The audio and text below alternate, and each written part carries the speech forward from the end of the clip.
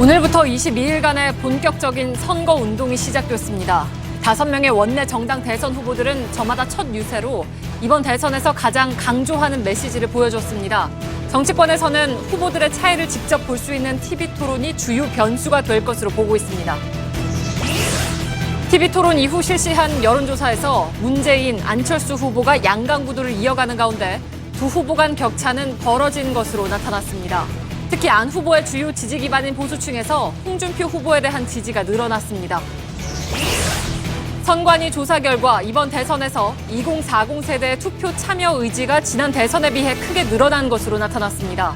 반면 50세 이상에서는 적극적 투표 참여층이 지난 대선에 비해 줄었습니다. 검찰이 지난해 10월 국정농단 사건에 대해 수사에 착수한 지 6개월 만에 박근혜 전 대통령을 재판에 넘겼습니다. 대기업들로부터 592억 원의 뇌물을 수수하는 등 18가지 혐의가 적용됐습니다.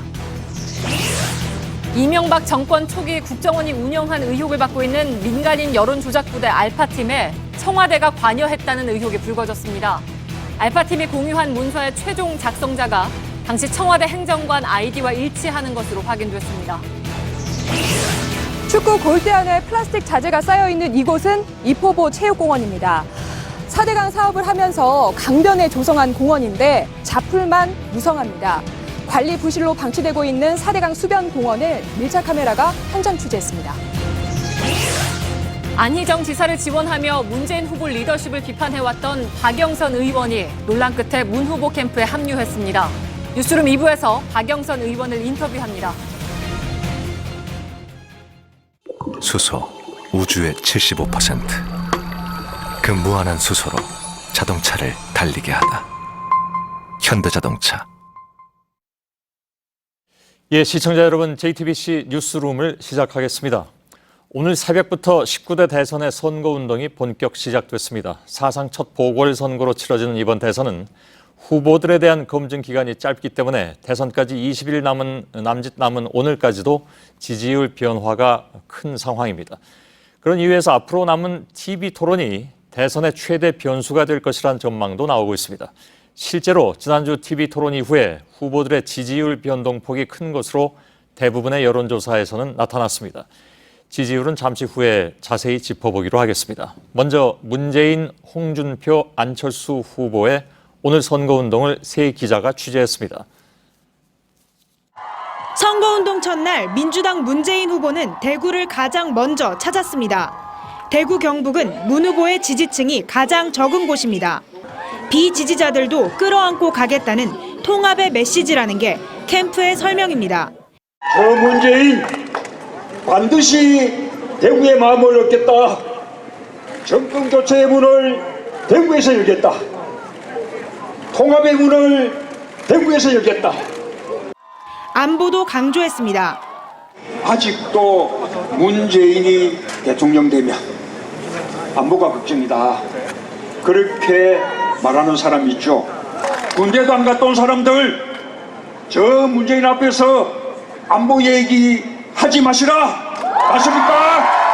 오전에 대구 표심에 호소했던 문재인 후보는 오후에는 캐스팅보트를 쥐고 있는 이곳 대전으로 이동했습니다. 지금은 민주당 지도부와 합류해서 선대위 발대식을 갖고 있습니다. 문 후보는 충청 지역에 지역 균형 발전을 약속했습니다. 이어 문 후보는 수원으로 이동해 한 차례 더 유세를 한 뒤 서울 광화문 광장으로 향했습니다. 지금 저녁 6시를 조금 넘긴 시각인데요. 문 후보의 유세를 보기 위해 이곳 광화문에 시민 수천 명이 모였습니다. 문 후보는 촛불로 온 국민이 하나 됐던 광화문에서 제 인생 마지막 도전을 하겠다는 포부를 밝혔습니다. JTBC 박현주입니다. 아침 6시 반, 홍준표 후보의 대선 선거운동은 서울 가락동 농수산물 시장에서 시작됐습니다. 홍 후보 슬로건이 당당한 서민 대통령인데요. 이 슬로건에 맞춰 직접 상인들의 얘기를 들어보고 있습니다. 안녕주시에 그 격려하시고 우리 대한민국 서민들의 삶과 예환이 이 새벽 시장에 다 있습니다. 서민 경제를 살리는 것에 중점을 두도록 합니다. 홍준표 후보는 오늘 하루에만 야시장을 포함해 서울과 대전, 대구에서 시장 4곳을 찾습니다. 텔레비에서 보시는 것보단 더 저기 하시네. 예? 더 미남이시고 그냥 수수하시네. 네. 저보고 미남이라는 아이고. 소리는 처음 들어봤어요. 홍준표 후보가 서민을 강조하는 것은 박근혜 전 대통령이 탄핵되면서 기존 보수가 정경유착의 이미지가 강해졌기 때문입니다. 서민을 중시하는 달라진 보수로 보수층 표심을 되돌리는 것이 시급한 상황입니다.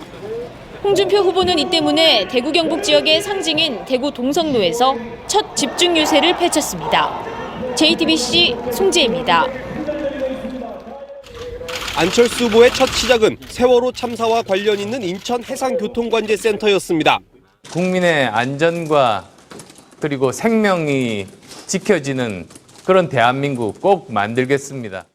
미래 대한민국의 모습은 국민 안전과 안보를 담보할 수 있어야 한다는 겁니다. 안 후보는 직접 함정에 올라 교신 상태를 점검하는 등 안보를 강조하는 모습을 보였습니다.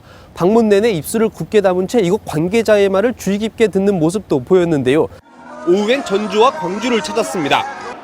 오전 8시 광화문 출근길 인사를 마친 안 후보는 5시간 뒤 전북 전주 정보문화산업진흥원의 모습을 드러냅니다. 유권자들에겐 4차 산업혁명 시대를 강조했습니다. 4차 산업혁명 시대 미래 이끌겠습니다.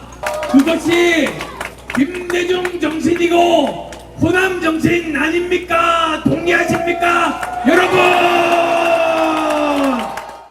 안 후보가 첫 일정으로 호남 표심 다지기에 나선 건 호남에서 문재인 후보를 꺾지 못하면 대선 승리를 장담할 수 없다는 전략이 반영됐다는 분석입니다. 광주에선 박지원 대표 등 당 지도부가 총출동해 지지를 호소했습니다. JTBC 박병현입니다. 바른정당의 유승민 후보는 첫 유세의 컨셉을 인천 상륙 작전으로 잡았습니다. 지금 지지율이 낮지만 수도권을 수복해서 역전하겠다는 주장입니다.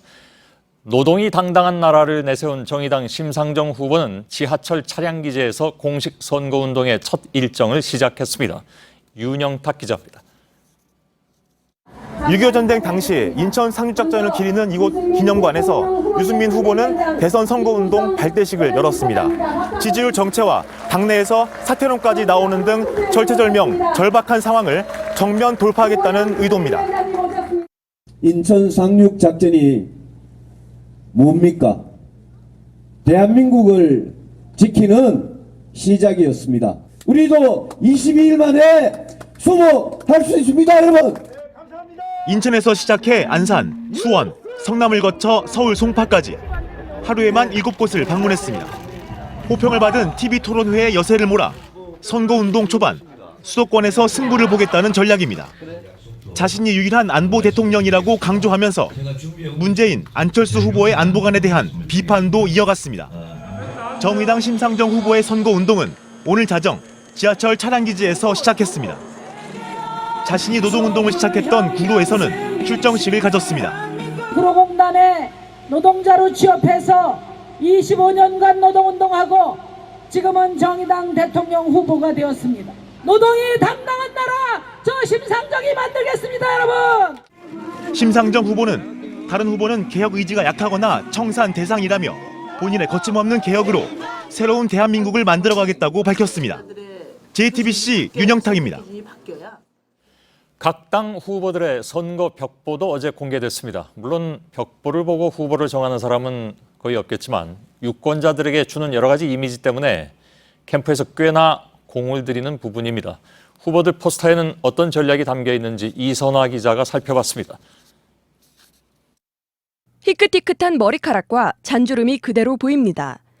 문재인 더불어민주당 후보는 있는 그대로의 모습을 보여주기 위해 사진의 포토샵 처리를 생략했습니다. 시선 처리도 4년 전과 달라졌습니다. 지난 대선 때는 우측 상단을 바라봤는데 이번엔 국민과 시선을 맞추겠다는 의미로 정면을 응시하는 사진을 썼습니다. 홍준표 자유한국당 후보는 서민을 벽보 슬로건에 넣었습니다. 이른바 흑수저 출신임을 강조하며 서민과 중산층을 공략하겠다는 뜻으로 풀이됩니다.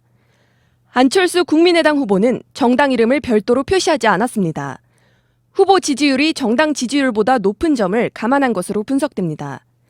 또 상반신 사진 대신 두 팔을 번쩍 들어 올린 사진을 사용했습니다. 승리의 V자임과 동시에 안 후보하면 떠오르는 V3 백신을 떠올리게 했다는 게 캠프의 설명입니다. 유승민 바른정당 후보는 다른 후보들과 달리 정장 상의 재킷을 입지 않았습니다. 셔츠 차림으로 젊은 보수의 역동성을 강조한 겁니다. 벽보에 등장하는 후보 가운데 가장 밝게 웃고 있는 사람은 심상정 정의당 후보입니다. 노동운동가 출신의 강성 이미지 대신 부드러운 표정을 앞세운 겁니다. 후보 벽보는 이번 주 후반부터 거리에서 볼 수 있습니다. JTBC 이선아입니다.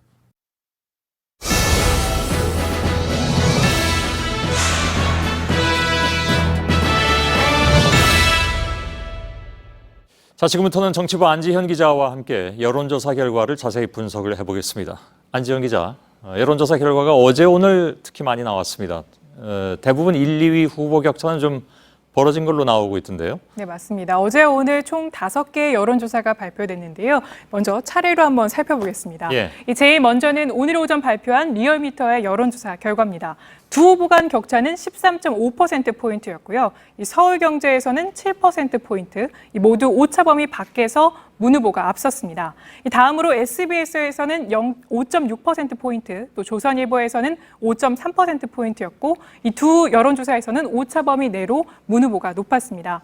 다만 중앙일보 여론조사에서는 두 후보 간 격차는 1.2%포인트로 이 격차가 줄어든 것으로 나타났습니다. 예, 5개 여론조사 가운데 제일 벌어진 건 13.5, 안 벌어진 건 1.2. 이 차이가 상당히 좀 많이 나는 그런 상황인 것 같습니다. 맞습니다. 두 후보 간 격차가 보면 오차 범위 내도 있긴 있습니다만 벌어진 이유는 뭐라고 보고 있습니까? 네, 안철수 후보에 대한 검증이 지난주에 집중됐습니다. 예. 그래서 저희가 한 주 동안 구글에서 검색된 안철수 후보의 관련 검색어를 살펴봤는데요. 그랬더니 유치원이나 부인 김미경 교수가 10위권에 들었습니다. 예. 결국 주 초반에는 단설 유치원 신설을 자제하겠다는 공약이 학부모들 사이에서 논란을 일으킨 데다가 부인 김미경 교수가 국회 보좌진을 사적으로 이용했다는 보도에도 유권자들이 관심을 가졌던 것으로 보입니다. 예.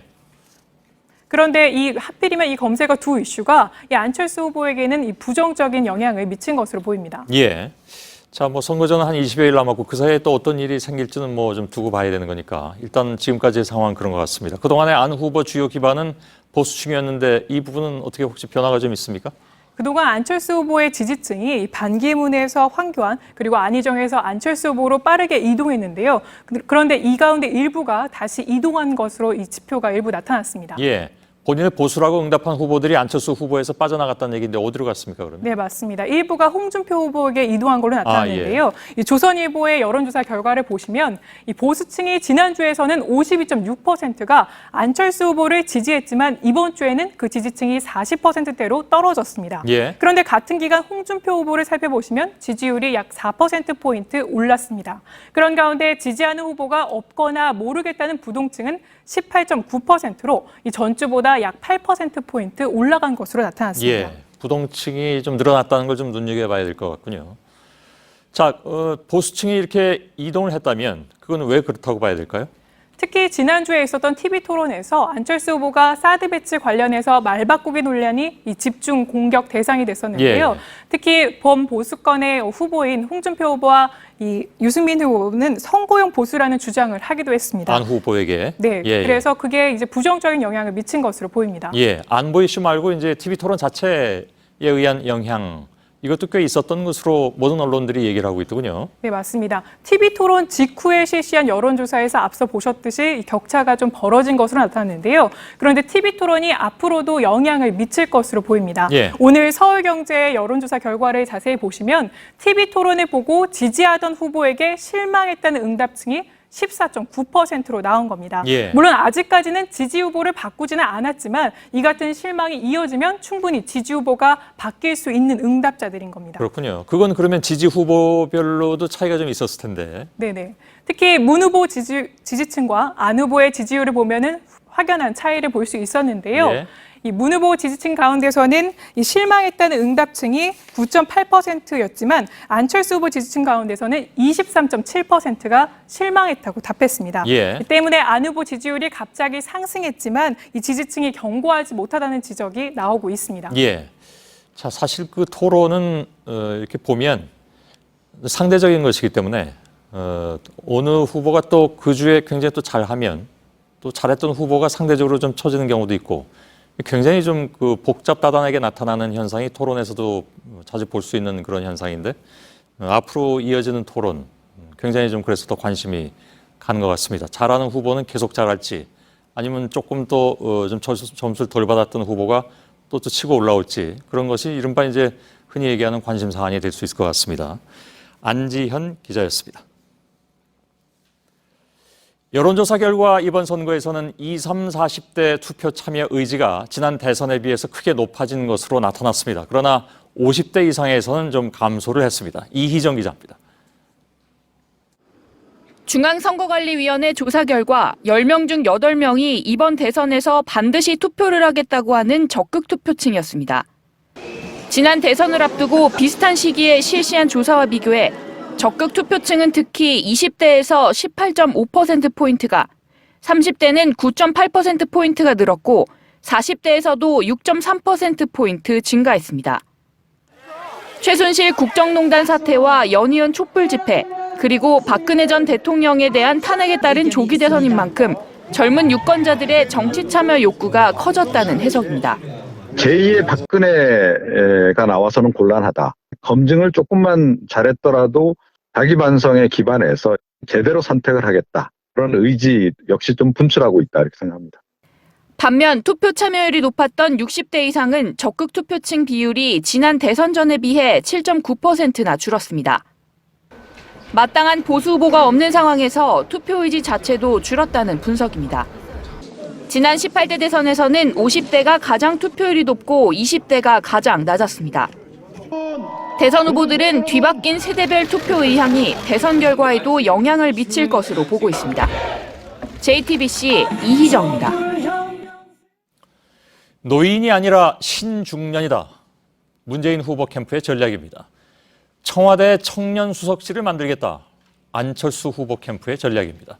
모두 자신들이 취약한 쪽을 향한 구애지요. 통할 것인가?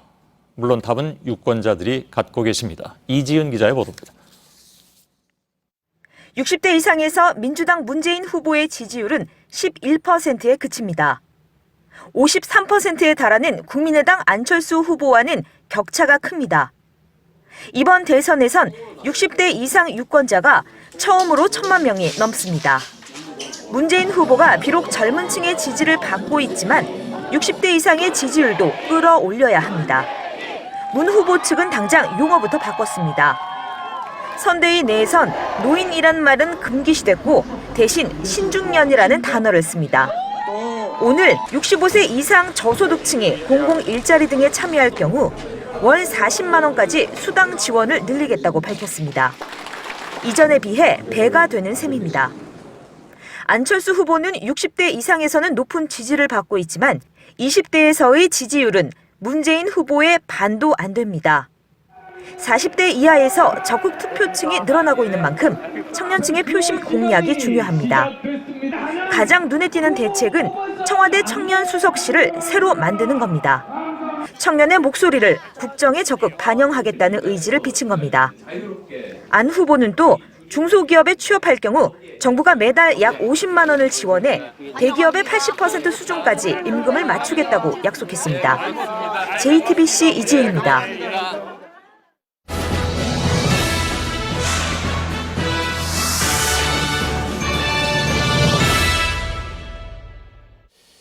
예, 대선 후보의 공약을 검증해보는 공약 파보기 순서입니다. 오늘은 후보들의 안보 정책을 살펴보겠습니다. 요즘 상황 봐선 특히 이 부분이 많이들 눈길이 가죠. 정치부 이윤석 기자가 나와 있습니다. 이윤석 기자, 지금 방한 중인 펜스 미 부통령이 오늘 북한을 겨냥한 얘기들을 많이 쏟아냈습니다. 네, 오늘 기자회견에서 이런 말을 했습니다. 북한에 대한 전략적 인내의 시대는 끝났다.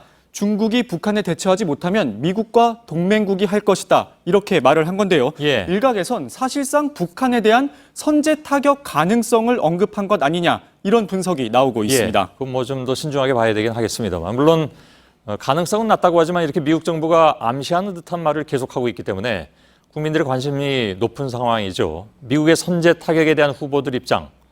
물론 있을 가능성은 낮다고 말씀드렸지만 그래도 최악의 경우 후보들이 실제적으로 어떻게 여기에 대응할 것이냐 하는 것이 궁금 사안이죠. 네, 맞습니다. 저희가 그래서 각 후보 캠프에 두 가지 상황 질문을 던졌습니다. 예. 이 미국의 북한 선제 타격이 있었을 때, 그리고 북한의 핵실험이 발생했을 때 각각 후보가 대통령이라면 어떻게 대처할지를 물은 겁니다. 예, 대통령이 됐다는 가정하에서. 예, 맞습니다. 먼저 문재인, 안철수 두 후보의 입장부터 살펴보겠습니다. 이 문재인 후보는 먼저 미국의 선제 타격이라는 건 우리 정부의 동의 없이는 불가능하다라고 말을 했는데요. 이 만약에 협의 요청이 온다면 국익과 국민의 안전을 우선해 결정할 것이다. 이렇게까지만 답을 했습니다. 예. 또 북한의 핵실험에 대해서는요, 국제사회와 함께 제재를 할 것이라면서 사드 배치 현실화 가능성이 커질 것이다. 이렇게 말을 했습니다. 예. 또 안철수 후보는요, 사전에 강력하게 그런 상황을 막을 것이라고 하면서도 만약 그런 상황이 온다면 전시계엄령 선포를 검토하겠다라고 말을 했습니다. 예. 또 북한의 핵실험에 대해선 강력한 자위권 행사를 강조했는데요. 상황이 악화될 경우 선제 타격도 검토하겠다. 이런 입장을 내놨습니다. 여기서 선제 타격은 미국의 선제 타격을 동의하는 것을 검토하겠다는 얘기겠죠? 비슷한 관점입니다. 예, 그럼 우리가 선제 타격하겠다는 얘기는 아니잖아요. 이 국지전에 한해서는 또 다른 입장이라고 얘기를 했었는데요. 예. 예를 들어 북한이 어떠한 강력한 도발을 한다거나 이런 상황이 발생했을 때 예. 우리가 원점 타격을 시도할 수도 있다. 이런 차원이었습니다. 예, 알겠습니다. 요것만 보면 안 후보 쪽이 훨씬 좀 강경한 입장인 것으로 보입니다. 다른 예. 후보들은요? 예, 다른 후보의 입장도 한번 살펴보겠습니다. 예. 일단 홍준표 후보는 각각 국민 안전 확보 최우선과 또 핵실험에 대해선 초강력 제재와 미군 전술핵 재배치 추진을 말했습니다. 예. 이 유승민 후보는 전군 전시체제 도입과 더 강력한 제재와 압박을 언급했고요. 또 심상정 후보는 국민 안전 대책 공표와 규탄 성명 발표, 육자회담 추진 등을 말했습니다. 핵실험에 대해서는요? 예, 맞습니다. 뒷부분은. 물론 이제 가정이긴 합니다만 후보별 안보관은 어느 정도 인식할 수 있는 그런 부분인 것 같긴 합니다. 지금도 이제 얘기가 많이 나오는 것이 사드 배치 문제인데 요거 조금 짧게라도 좀 정리를 하고 넘어가야 될 것 같습니다. 어떤 대책들을 가지고 있는지. 예, 맞습니다. 이 사드 문제 가장 첨예한 지금 쟁점으로 떠오르고 있는데요. 먼저 문재인 후보는 차기 정부에서 논의할 사안이라는 입장입니다. 예. 일단 캠프 측은 북한의 상황 변화에 따라 배치 여부가 결정될 것이라고 말을 했고요. 예. 또 안철수 후보는 기존의 부정적인 입장에서 최근 배치해야 한다로 입장이 바뀐 상태인데요. 다만 소속 정당의 당론은 여전히 배치 반대인 상황입니다. 예. 이 문 후보는 전략적 모호성을 유지하고 있는 것으로 보이고요. 안 후보는 사실상 반대에서 찬성으로 입장이 바뀌었다고 볼 수 있을 것 같습니다. 예. 이 두 후보 모두 아무래도 안보 이슈가 이번 대선에서 중요하다는 부분을 의식한 행보로 풀이될 수 있을 것 같습니다. 박지원 국민의당 대표가 나와서 당론을 바꾸는 작업에 대해서 얘기한 바 있는데 혹시 뭐 예를 들면 의원총회라든가 이런 게 계획되어 있습니까? 국민의당. 현재 의원들 사이에서는 대선 전엔 현실적으로 불가능하지 않겠느냐는 얘기가 나오고 있습니다. 예, 그러면 대선 때까지는 후보와 당론이 따로 간다는 얘기인가요? 그렇게 갈 가능성이 큰데요. 이 캠프 관계자는 대선 시즌에선 후보의 입장이 사실상 당의 입장 아니겠느냐 예. 이런 식으로 해명을 했습니다. 알겠습니다. 다른 후보들의 입장은요? 네, 다른 후보들의 입장, 홍준표 후보 보시면요. 사드 찬성입니다. 예. 유승민 후보는 찬성에서 한 발 더 나아가 추가 배치를 통해서 수도권 전역을 커버해야 한다는 입장이고요. 예. 심상정 후보는 반대 입장입니다. 예. 안보는 뭐 말로만 할 수 있는 게 아니라 이제 예산과 직결되는 문제이기도 한데 안보 예산에 대한 생각을 잠깐 좀 들어보죠. 그리고 예, 맞습니다. 일단 모든 후보의 입장이 비슷한 상황입니다. 첨단 무기 보강 등을 위해서 이 국방 예산 증액이 불가피하다는 건데요. 예. 현재 국방 예산이 GDP 대비 2.4% 수준입니다. 이 후보마다 차이가 있기는 하지만 최대 3.5%까지 점진적으로 늘려야 한다는 데는 후보들의 입장이 일치했습니다. 예, 전체 예산의 1%포인트 차라고 하지만 그게 액수로 보면 굉장한 액수잖아요. 예, 그러면 조단입니다. 다른 분야에서 그만큼 깎아내야 된다는 얘기인데 그 얘기는 없습니까? 일단 현재 어느 후보도 세밀한 지출과 또 이에 따른 감액 부분에 대해서는 언급을 하지 않고 있습니다. 예. 이 방산 비리를 막으면 가능하다거나 효율적인 예산 운용 등을 통해서 얼마든지 막을 수 있다. 이런 원론적인 주장만 반복하고 있는 상황인데요. 예. 이 한 캠프의 정책 담당자는 이 증액 분야는 강조하고 감액 분야는 밝히지 않는 게 선거다. 이런 말을 하기도 했습니다. 아무리 때문에 선거라도 밝힐 건 밝혀야 되는 거 아닌가요? 맞습니다. 때문에 예. 저희가 제대로 된 정책 공약 검증을 하기 위해서라도 예. 이 분야별로 어떤 부분에서 증감을 할 것이고 또 어떤 부분에서 감액을 할 것인지 세부적인 내용이 담긴 공약 발표가 시급해 보입니다. 예. 아무리 선거라도가 아니라 제가 말을 잘못 드린 것 같습니다. 선거이기 때문에 더욱더 그런 것은 정확하게 밝혀야 되는 것이 아닌가 하는 생각을 하게 되는군요. 이윤석 기자였습니다. 예, 그리고 저희 JTBC는 카카오톡 플러스 친구 JTBC 대선 자문단을 통해서 대선 후보들의 공약 검증 요청을 받고 있습니다. 궁금한 내용이 있으시면 의견을 주시기 바랍니다. 자, 대선일에 도저히 투표가 불가능하시다면 사전 투표를 해야 하는데 그날은 5월 4일과 5일입니다. 그러니까 목요일과 금요일이죠. 징검다리 휴일이라서 여행을 가신다 해도 투표함은 여러분을 따라다닙니다. 공항과 역에도 투표소가 설치되고 신분증 하나만 있으면 됩니다. 그러니까 마음만 있으시다면 어떻게든 투표는 가능하다는 얘기죠. 유선의 기자가 전해드립니다. 5월 9일 대선 투표 당일 투표가 어려운 유권자들은 한 주 전 치러지는 사전 투표에 참여할 수 있습니다. 5월 4일부터 5일까지 이틀 동안이며 인천공항과 서울역, 용산역 등 전국 3,500여 개 투표소에서 가능합니다. 별도의 신청 없이 신분증만 있으면 되고 주소지와 관계없이 어디서나 투표할 수 있습니다. 중앙선관위 조사 결과 사전투표일에 투표할 것이란 응답자는 17.1%로 지난 20대 총선의 14%보다 높게 나타났습니다. 한국 국적을 가진 재외 영주권자나 파병 중인 군 장병, 해외 유학생 등은 재외국민 투표로 투표권 행사가 가능합니다. 이미 지난달 말 29만 7천여 명이 재외국민 투표 등록을 마쳤습니다. 이들은 이달 25일부터 30일까지 엿새 동안 116개 나라의 공관 그리고 4개 파병 부대에서 투표에 참여할 수 있습니다. 장기 항해 등으로 선거 당일 배에 있어야 한다면 5월 1일부터 4일까지 치러지는 현상 투표에 참여할 수 있습니다. 한편 5월 9일 대선일은 보궐선거로 오후 8시까지 투표가 가능합니다. JTBC 유선입니다. 최순실 국정 개입 사건에 대해서 검찰이 특별수사본부를 꾸려서 수사에 들어가는 것이 작년 10월이었습니다. 그러니까 특검 전의 일이었죠. 그 사이에 박 전 대통령은 헌정사상 첫 파면 대통령이 됐고 구속까지 되는 불명예를 역사에 남겼습니다. 특검을 거쳐서 검찰 수사 6개월 만에 박근혜 전 대통령이 592억 원의 뇌물수수 등 18가지 혐의로 오늘 재판에 넘겨졌습니다. 어제는 박 전 대통령의 주요 탄핵 소추 사유 중에 하나인 세월호 참사 3주기였습니다. 그리고 오늘은 박 전 대통령의 파면으로 앞당겨진 대통령 선거의 공식 운동 첫날이기도 합니다.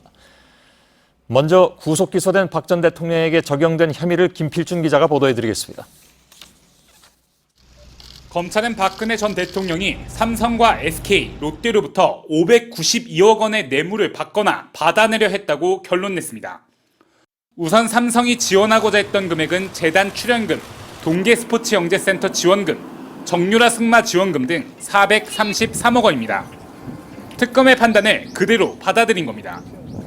여기에 K스포츠재단이 SK 요구한 89억 원과 롯데가 K스포츠재단에 입금했다 돌려받은 70억 원 역시 뇌물로 판단했습니다. 모두 합쳐 592억 원, 실제 받은 돈은 298억 원입니다. 신동민 회장은 롯데가 돈을 돌려받았지만 일단 입금된 만큼 뇌물공여 혐의로 불구속 기소됐고 최태원 SK 회장은 SK가 돈을 입금하진 않아서 불기소 처분됐습니다. 박 전 대통령에겐 뇌물 혐의 외에도 공무상 비밀누설, 문학의 블랙리스트 작성과 적용, 대기업 인사개입 등 모두 18가지 혐의가 적용됐습니다. JTBC 김필주입니다. 보신 것처럼 검찰은 박 전 대통령에게 뇌물 등 18가지 혐의를 적용했습니다. 5차례 구치소 방문 조사가 이루어졌지만 모든 혐의에 대해서 부인한 만큼 앞으로 법정에서 치열한 공방이 예상됩니다. 김준 기자입니다. 박 전 대통령은 40년 지기 최순실 씨의 국정 개입 행위를 몰랐다는 입장입니다.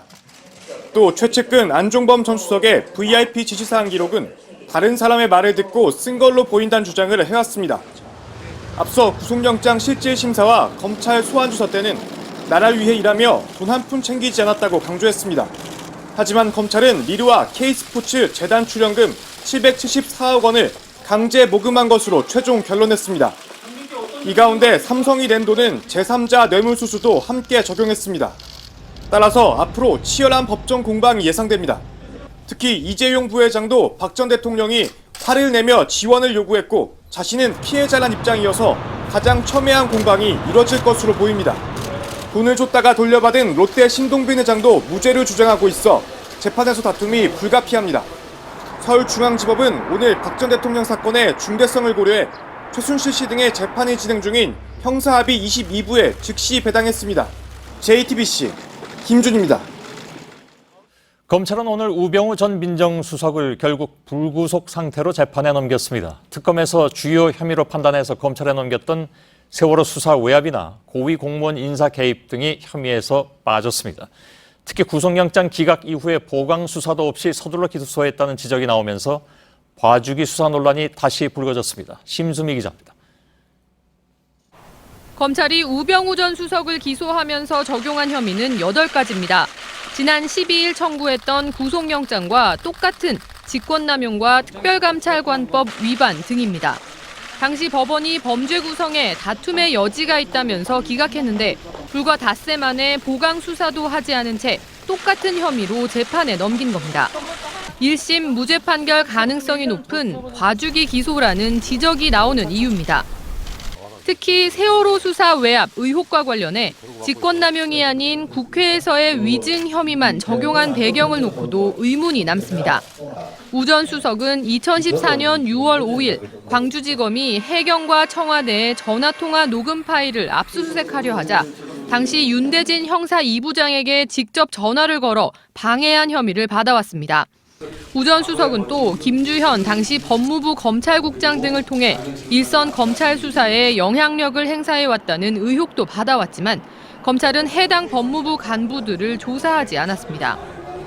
검찰이 법무부와 대검찰청 등 제19 수사에 미온적이라는 지적은 SK 최태원 회장을 불기소 처분한 것과도 맞닿아 있습니다. 하늘 같은 은혜나 숙제 등의 녹취록으로 불거진 최태원 회장의 특별사면 의혹을 뇌물수수의 대가로 판단하지 않은 겁니다. 검찰이 수사의 필수 단계인 우 전 수석과 법무부의 사면 결정 과정을 면밀히 들여다보지 않았다는 지적이 나오는 대목입니다. JTBC 심수희입니다. 어제가 세월호 3주기, 그리고 오늘 하루가 더 지났습니다. 그리고 오늘 세월호를 만날 시간입니다. 마침내 내일 오후나 모레부터는 미수습자 9명을 찾는 수색 작업이 시작됩니다. 내일 해수부가 구체적인 내부 수색 방안도 발표한다고 합니다.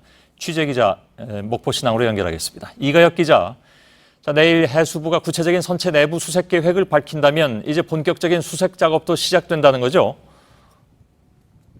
네, 해양수산부는 내일 오전 10시에 브리핑을 열고 선체 내부 수색 계획을 밝힐 예정입니다. 미수습자 9명이 있을 가능성이 높은 선체 3, 4층 객실 이 부분을 우선적으로 진입해서 수색을 벌일 예정입니다. 선체조사위원회가 앞서 해수부 측에 객실 부분은 진상규명과 무관하다라는 방침을 내려준 만큼 일단은 미수습자 수색을 최우선 목표로 해서 객실부 내부 장애물 제거는 물론이고 필요할 경우에는 작업자들이 드나들 수 있는 정도의 크기로 선체 외부에도 구멍을 추가로 뚫을 예정입니다. 미수습자들의 오랜 기다림을 감안해서 최대한 빨리, 그러니까 내일 오후나 모레 오전 중에는 선체 내부 수색을 시작할 계획입니다. 예. 자, 누워있는 선체의 높이가 건물 9층 정도에 달한다니까 22m라고 들었는데 어디로 어떻게 진입을 하게 된다는 건가요? 네, 선체조사위원회나 현장 작업 관계자들의 말을 종합해보면 일단은 바닷가 가까운 면이나 또는 우현, 그러니까 천장에서 아래로 내려가는 이런 방식들을 총동원해서 동시다발적으로 벌일 예정입니다. 배 좌현, 즉 지면과 가까운 부분이 그나마 쉽고요. 또 우현, 높은 곳에서 내려가는 것도 위험하긴 하지만 일견 효율적인 방식으로도 꼽히고 있습니다.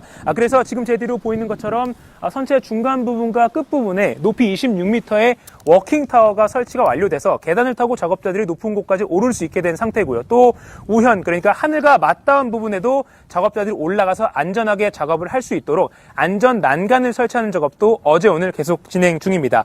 원칙적으로는 이렇지만 일단은 수색 초기에는 지면과 가까운 4층 선수 객실부부터 먼저 들어가서 이후에 내부 진입 방식을 확대해서 작업의 속도를 붙여나갈 방침입니다. 예, 방금 얘기한 4층 선수 객실, 여기는 지지난주에 내부 사진이 공개됐던 것으로 알고 있습니다. 그 사진 보면 내부가 뭐 다 많이 무너지고 좀 처참한 그런 모습이었는데 진입 자체가 그렇게 만만치 않을 것 같습니다.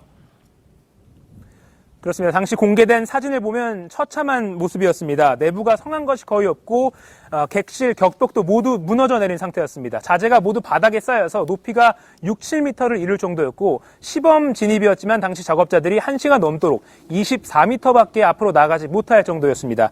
일단 바닥면으로 진입을 한다 해도 쉽지 않고요. 또 천장에 매달린 이 장애물들이 떨어져서 작업자들을 다치게 할 수도 있기 때문에 내부 수색이 진행돼도 장애물 제거 작업도 계속 병행될 예정입니다. 예, 오늘 국방부 유해 발굴 감식단도 목포 신항에 이제 도착을 했다면서요?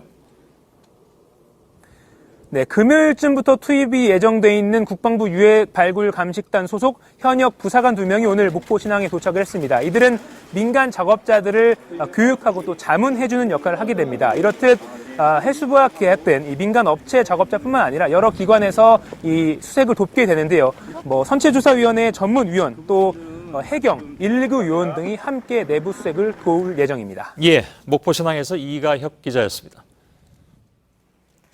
네, 방한 중인 마이크 펜스 미국 부통령이 북한을 향해서 트럼프 대통령의 의지와 미군의 힘을 시험하지 말라고 했습니다. 황교안 권한대행과 면담을 한 뒤 공동 언론 발표에서 중국의 사드 보복은 문제가 있다고도 했습니다. 앞서 선택의 여지가 없다며 대북 강경 메시지를 띄운 트럼프 대통령과 박자를 맞춘 겁니다. 최병건 특파원입니다. 북한의 탄도미사일 발사 시험에 침묵했던 트럼프 대통령이 하루 만에 속내를 드러냈습니다. 트위터에 우리 군은 증강되고 있고 역대 어느 때보다 강력하다며 선택의 여지가 없다고 올렸습니다. 사실상 북한을 겨냥해 말로 안 되면 힘으로 하겠다는 메시지로 해석할 수 있습니다. 백악관은 군사적 해법도 대북 정책에 포함된다고 공언했습니다. The President has asked the National Security Council to integrate the efforts of the Department of Defense, State, our intelligence agencies. 국방부가 군사적 방도를 마련 중임을 확인한 셈입니다. 맥메스터 보좌관은 북핵 문제가 중대기로에 섰다며 일단 군사적 조치를 제외한 모든 행동에 나설 때라고 강조했습니다. 하지만 중국의 대북 제재와 같은 비군사적 수단이 먹히지 않을 경우 군사 행동으로 전환을 시사했다는 분석입니다. 트럼프 정부는 이번엔 반드시 북핵을 해결한다는 결기에 차 있다는 게 외교 소식통들의 일관된 전언입니다. 워싱턴에서 JTBC 최병건입니다. 네, 미중, 북미, 북중 간 삼각 북핵 핑퐁 게임이 이어지고 있습니다. 중국 관영 매체는 일주일 새 2번이나 대북 원유 중단을 언급했고 북한의 미사일 발사로 공은 다시 트럼프에게 넘어갔다고 지적했습니다. 신경진 특파원입니다. 중국은 석유 공급 중단을 포함한 유엔의 새로운 제재 결의의 통과를 지지할 것이다. 중국 환구시보가 지난 12일에 이어 다시 대북 원유 중단을 언급했습니다. 북한의 6차 핵실험 저지가 급선무라는 겁니다. 중국의 북한 압박이 다각화하고 있습니다.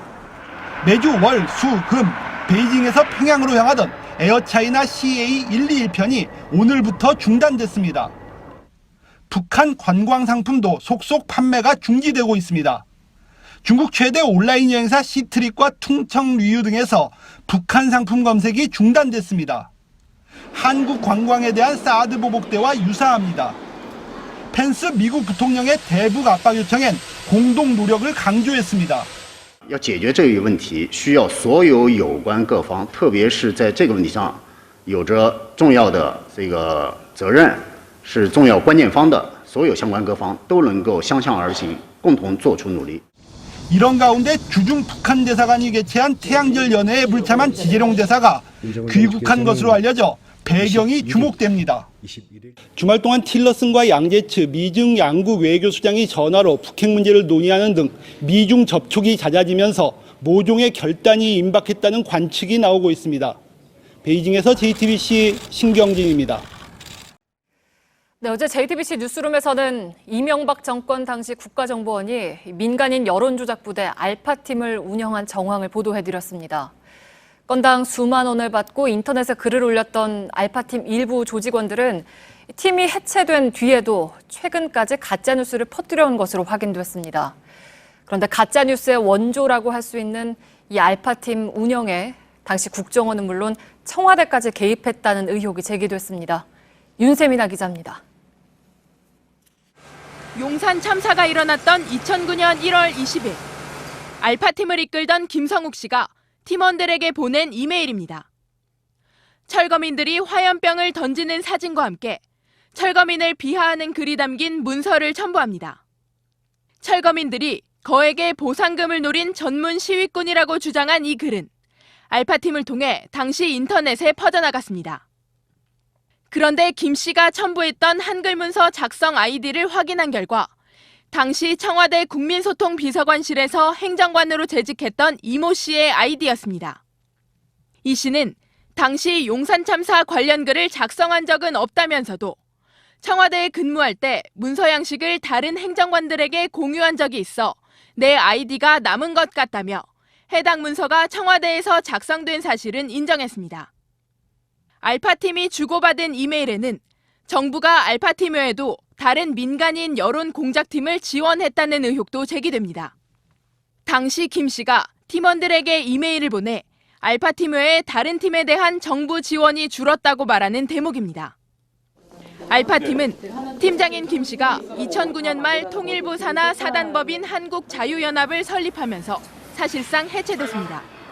그 단체를 법인화를 만들기 시도를 하고 지금 법인화 성공한 거고 통일부 산하 그 법인화체이기 때문에 그런데 그 과정에서 심사나 그런 과정에서는 좀 여러 가지 조언이나 도움을 줬다고 얘기만 들었죠. 알파팀의 일부 팀원들은 해체 이후에도 인터넷 극우 성향 매체 기자로 활동하며 왜곡된 주장과 가짜뉴스를 퍼뜨리고 있습니다. JTBC 윤세민입니다. 저희가 지난주 경남의 한 대안학교에서의 폭행과 성추문 관련해서 연속 보도를 한 이후에 경찰이 본격 수사에 나섰습니다.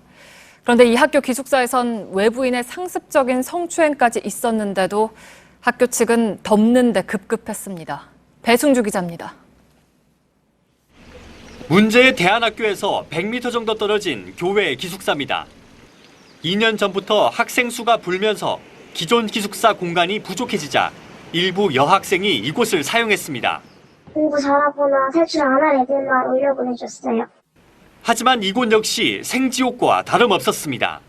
외부에 거주하는 학교 관계자의 가족이 호의를 베풀며 접근해서는 학생들을 상습적으로 성추행한 겁니다. 뽀뽀해주세요. 사랑한다 이렇게 얘기하고. 급기야 한 학부모가 뒤늦게 이 사실을 알고 강력 항의했지만 학교 측은 이 기숙사만 폐쇄한 뒤 아무런 조치도 취하지 않고 숨기는 데 급급했습니다. 수사도 받아야 되고 또 경찰들이 또 판단을 하겠습니다. 지난주 학교 홈페이지에 반박문을 게시했던 학교 측은 오늘에서야 사과문을 올리며 잘못을 인정했습니다. 전담팀을 구성해 졸업생 명단을 확보하는 등 본격적인 수사를 시작한 경찰은 구체적인 폭행과 성추문 의혹이 불거진 교사들을 조만간 소환할 방침입니다. JTBC 배승주입니다. 네, 다음 달 초에 있을 연휴 많이들 기다리시죠? 해외여행 계획하는 분들도 계실 텐데요. 이렇게 수요가 몰리자 여행사들이 더 비싼 값의 상품을 팔려고 사전 예약을 일방적으로 취소한 정황이 드러났습니다. 전다빈 기자의 단독 보도입니다. 직장인 A씨는 5월 연휴 때 유럽 여행을 가려고 지난 연말 일찌감치 예약을 마쳤습니다. 그런데 지난달 중순 갑자기 여행사에서 신청 인원이 적어서 여행을 취소한다고 통보했습니다. 하지만 바로 그날 해당 여행사에선 똑같은 상품을 홈페이지에 올렸습니다. 가격만 190만 원에서 380만 원으로 2배로 뛰었습니다. 항의를 했더니 예약금 돌려주면 법적으로는 아무 문제가 없다. 또 다른 여행사의 5월 연휴 서유럽 여행을 예약했던 B씨의 경우도 마찬가지입니다. 조기 대선이 확정되고 여행 상품값이 치솟자 갑자기 여행사에서 항공권이 없다면서 취소 통보를 했습니다. 하지만 업계에서도 이유를 납득하기 어렵다고 합니다. 항공권이 없는데 어떻게 판매를 하죠? 그건 좀 이해가 안 가는 부분인데. 소비자단체에서는 여행 7일 전에만 취소 통보를 하면 계약금만 돌려주면 된다는 점을 여행사가 악용한다고 지적합니다. 여행사가 일방적으로 여행사의 이익을 극대화시키기 위해서 법적으로 문제가 안 된다고 하더라도 이 부분에 있어서는 향후에 좀 개선이 좀 필요할 것으로 보여집니다. JTBC 전다빈입니다. 야구에서 꿈의 기록이라고 하는 4할 타자에 올 시즌 이대호 선수가 도전장을 냈습니다. 현재 유일한 4할 타자인 이대호 선수는 7년 만에 홈런 왕도 노리고 있습니다. 오광춘 기자입니다. 이대호가 타석에 서면 상대 수비수들은 왼쪽에 함정을 만듭니다. 이대호의 당겨치기 타구를 예상해 땅볼을 유도하겠다는 계산입니다. 그런데 딱히 효과가 있다고 보긴 어렵습니다. 이대호는 촘촘한 수비를 꿰뚫는 안타로 함정 수비를 비웃는 홈런으로 응수합니다. 2010년 타격 7관왕을 차지했던 이대호는 올해도 시즌 초반부터 타율, 홈런, 최다 안타 등 6개 부문에서 맨 앞에 섰습니다. 올 시즌 14경기에서 이대호의 타율은 4할 6푼입니다. 아직 시즌 초반이지만 1982년 백인천 이래 한 번도 없었던 4할 타자의 꿈을 되살렸습니다. 일본과 미국 무대를 거치면서 예전의 약점으로 지적됐던 몸쪽 공을 부담 없이 때려내고 있습니다. 안타만 많이 치는 선수가 아닌 1루에서 홈까지 전력 질주하며 팀을 위한 플레이를 펼치는 것도 인상적입니다. 지난 4년간 하위권을 맴돌던 롯데는 4년 몸값 150억 원의 이대호를 데려오면서 공동 2위로 뛰어올랐습니다. 6년 만에 돌아온 빅보이 이대호 덕분에 부산 사직구장엔 우렁찬 응원가가 다시 들리기 시작했습니다. JTBC 우광춘입니다.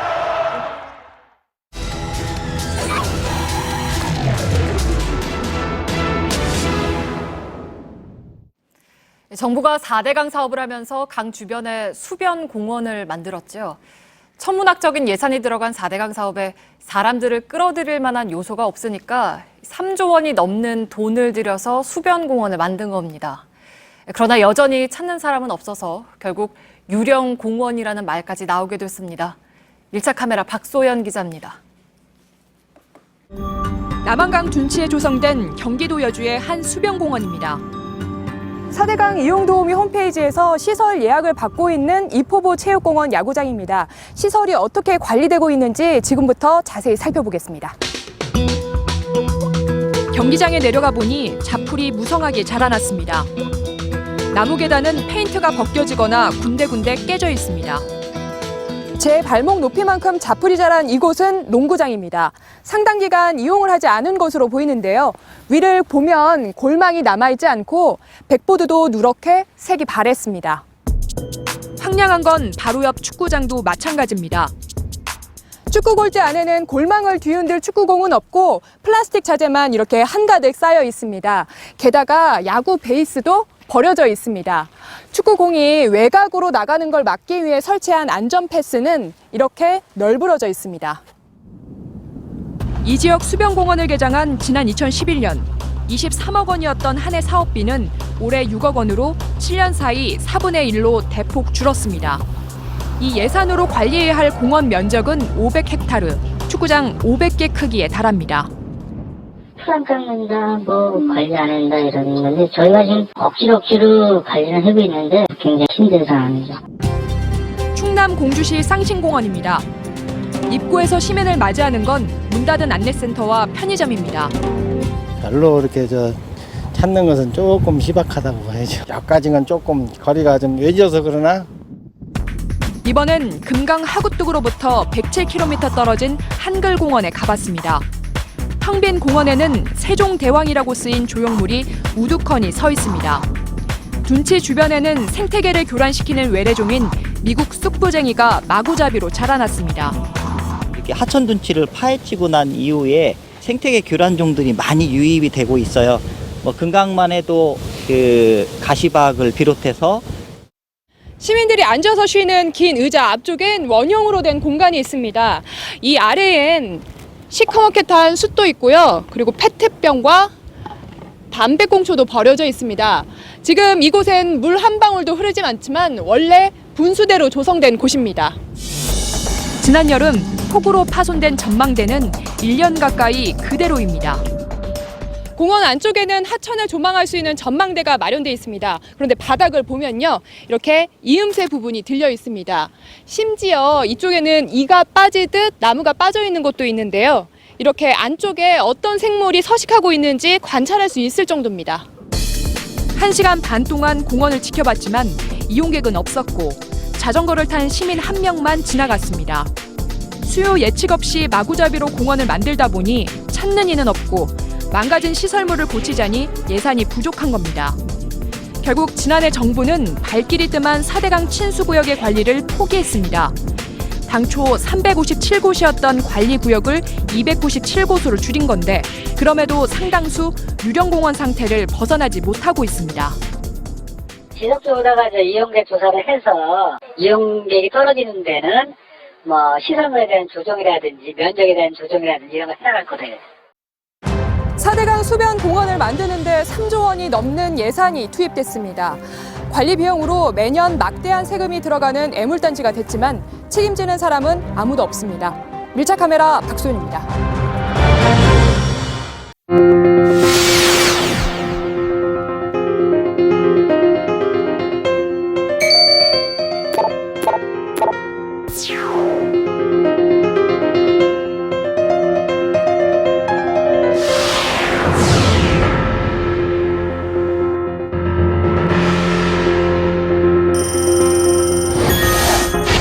제 인생의 가장 마지막 도전이 될 것입니다.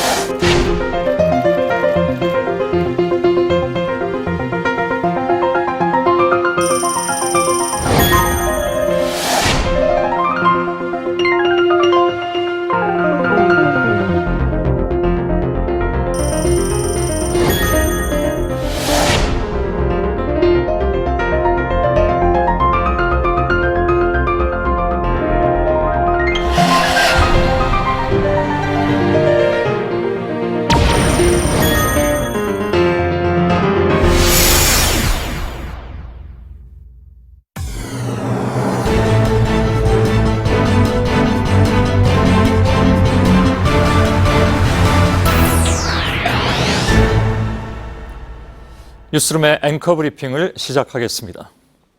우리는 너무 오래 고독한 유권자였다. 기자는 칼럼에서 말했습니다. 때는 2년 전 김영삼 전 대통령의 별세 소식이 전해진 며칠 뒤였습니다. 내가 원하는 것이 고스란히 국민이 원하는 것인 그런 정치인을 우리는 언제까지 기다려야 할까? 아마도 수십 년 동안 한국 정치의 한 축을 커다랗게 지탱해온 노 정객의 타계 소식을 들으니까 여러 감상이 들었을 것입니다. 물론 그렇다 해도 칼럼의 내용의 전부 모든 이들이 동의할 수는 없는 일입니다. 어느 정치인이든 공과 과는 있는 법이고 그것은 DJ든 Y스든 예외는 아니죠.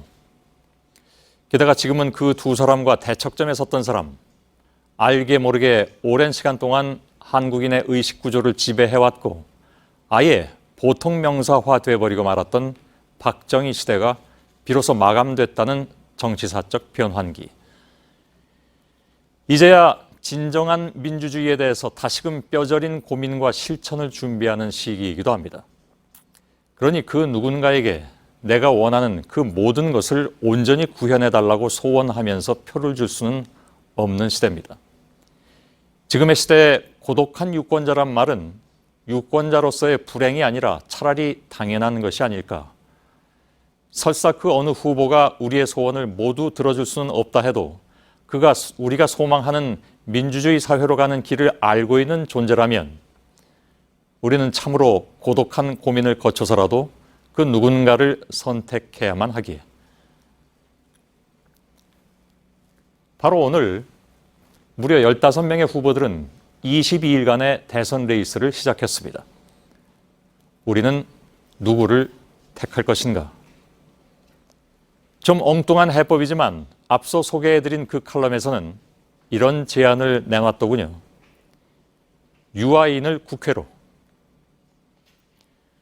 한 보육시설에 감동적인 편지와 함께 급식비를 기부했던 배우 유아인 씨를 언급했던 겁니다. 정치와 삶의 관계를 치열하게 고민하는 젊음이고 싶다라고 했던 그 배우의 말을 인용하면서 말이죠. 유아인 씨는 그냥 웃고 넘겼겠지만 칼럼이 의미하는 바를 모를 리 없는 우리들은 지금 이 시간부터 고독한 유권자의 길을 떠납니다. 오늘의 앵커 브리핑이었습니다.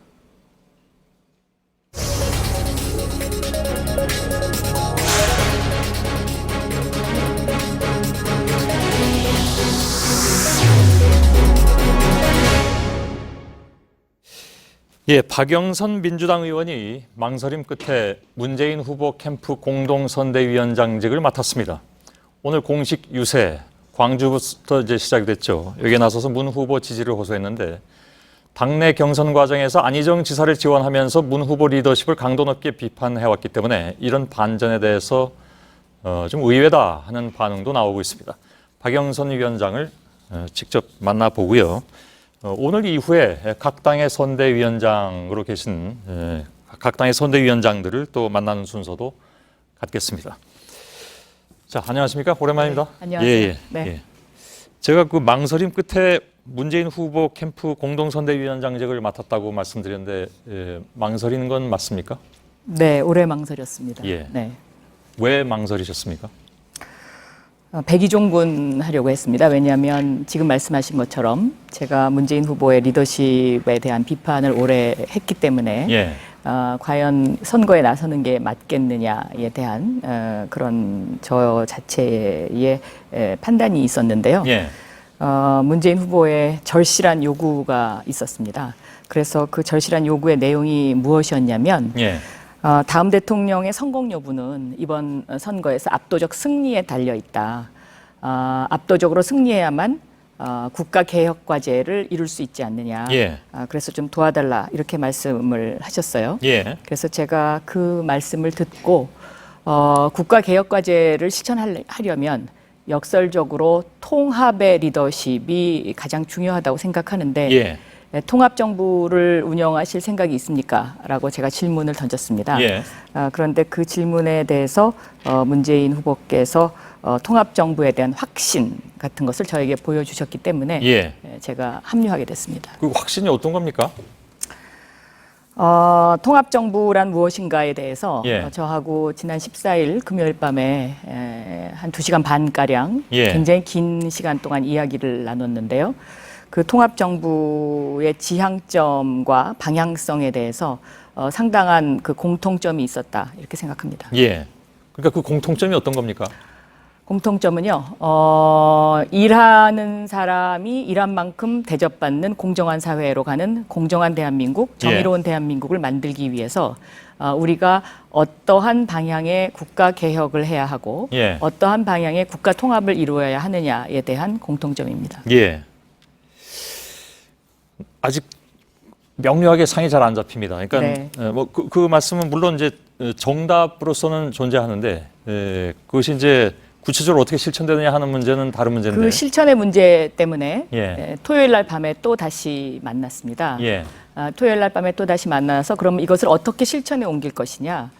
그래서 이제 거기서 문재인 후보와 국가 통합 정부 추진위원회라는 것을 만들어서 그 추진위원회에서 선거 기간 동안에 문재인 후보의 통합에 대한 리더십 그리고 통합 대통령으로서의 면모를 보여주고 예.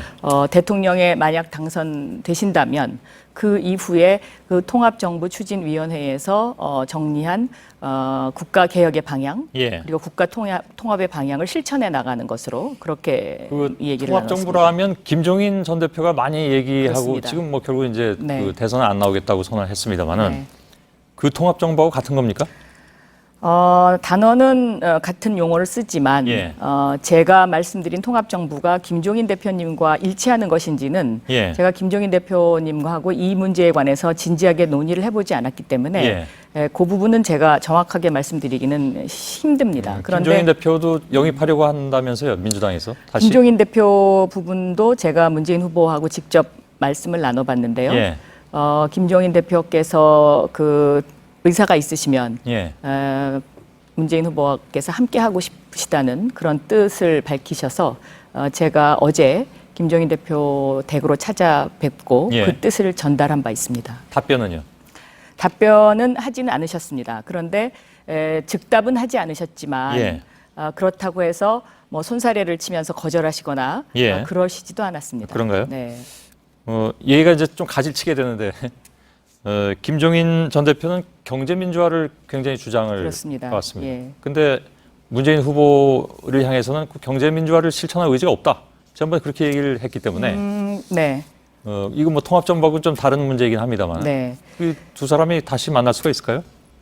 그 김종인 대표께서 이제 그 경제민주화에 대한 의지가 없다라고 예. 말씀하신 근거는 두 가지입니다.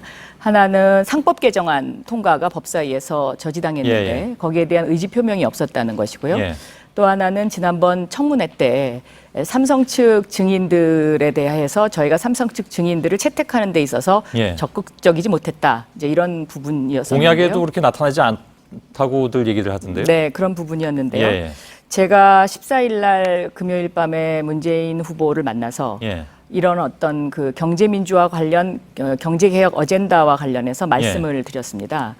그런데 제가 생각하는 이런 어떤 그 경제민주화와 경제 어젠다의 그 개혁 과제는 예. 두 가지라고 저는 생각하는데요.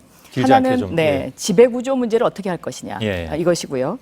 그 다음에 세습이나 상속 이것에 대한 세금 부과 문제가 예. 과연 공정하냐.